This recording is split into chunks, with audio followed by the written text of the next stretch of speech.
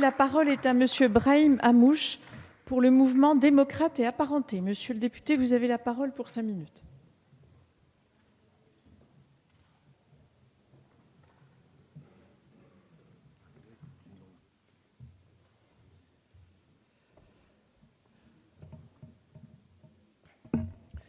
Madame la Présidente, Mesdames les ministres, Madame la Présidente de la Commission des Affaires sociales, Mesdames les rapporteurs, chers collègues, en vos grades et qualités, la pauvreté ne se choisit pas, mais elle peut se garder, nous prévient Albert Camus.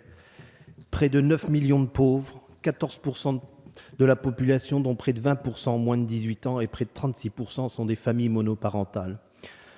Déjà en 2012, une étude de l'INSEE pointait que sur 5 années, un tiers des Français a été concerné par la pauvreté. Un tiers donc a subi une violation de ses droits humains fondamentaux, ceux d'une égale dignité tant individuelle que collective. Un tiers a traversé cet exil intérieur qui sépare des millions d'hommes de leur propre pays. Point d'égalité et de liberté sans fraternité, ce respect mutuel de toutes et de tous, cette solidarité républicaine active qui permet de sortir de cette scandaleuse misère du monde.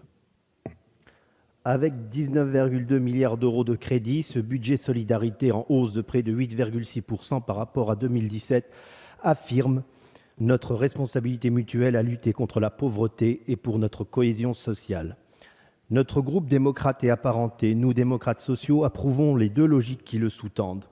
En premier lieu, il pérennise et approfondit des mesures de justice sociale et des mesures d'égalité que nous saluons. Je citerai principalement la hausse de la prime d'activité pour soutenir le pouvoir d'achat des travailleurs pauvres. Ce sont 2,6 millions de foyers, dont plus de 15% ont entre 18 et 24 ans, touchant actuellement en moyenne 160 € de prime d'activité et qui verront ce montant croître pour atteindre jusqu'à 80 € par mois au cours du quinquennat. Ce quinquennat sera donc celui du pouvoir d'achat. Cela concerne également les aides aux politiques d'insertion des départements avec la dotation exceptionnelle de 50 millions d'euros et 143 millions d'euros de crédits de paiement accordés pour prendre en charge à titre exceptionnel une partie des surcoûts de l'ASE.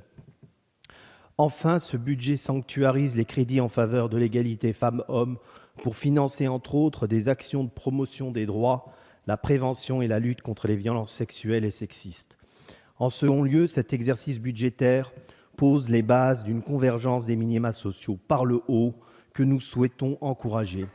Elle vise en effet à faire en sorte que plus personne en France ne vive en deçà du seuil de pauvreté. Nous nous en félicitons. Nous nous félicitons d'avoir été entendus sur plusieurs points de vigilance soulevés en commission, permettant notamment d'éviter toute rupture de droit consécutive à la modification du plafond de ressources prises en compte pour le calcul de l'AAH des couples. Ainsi, cette AAH qui va bénéficier à 1,1 million de personnes, sera revalorisée et portée à 860 € dès le 1er novembre 2018 et à 900 € en 2019, soit un effort de 2 milliards d'euros sur le quinquennat. À taux plein, son montant rejoindra celui du minimum vieillesse qui atteindra 903 € en 2020. Par ailleurs, les droits des bénéficiaires du complément de ressources supprimés en 2019 seront maintenus. Cependant, notre groupe favorable au versement social unique estime que la lutte contre les taux de non-recours des prestations sociales est une condition sine qua non de notre solidarité. Ainsi, nous demandons par voie d'amendement que le gouvernement revienne sur la suppression du bénéfice de la prime d'activité aux salariés touchant une rente d'accident de travail, maladie professionnelle ou une pension d'invalidité au motif que le taux de recours est trop faible. Nous pensons que des actions d'information auprès des publics concernés doivent être préalablement entreprises avant d'envisager des ajustements. Vous le savez, notre groupe entend peser assurément sur les débats budgétaires et renouveler l'exercice afin d'en être pleinement acteur. Dans cette perspective, je souhaite ouvrir 2 pistes de réflexion. Il y a d'abord la question du handicap et plus largement comment notre obsession de la norme et de la normalisation conduit à produire de l'exclusion. Cela se vérifie tout particulièrement pour les politiques autour du handicap qui échouent pour une part à transformer notre regard sur le handicap, ramenant l'autre à son déficit, son incapacité ou son inaptitude.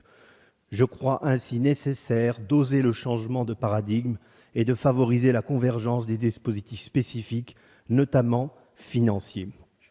Il est un autre sujet qui me tient particulièrement à cœur, la lutte contre la maltraitance à l'encontre des personnes en situation de fragilité.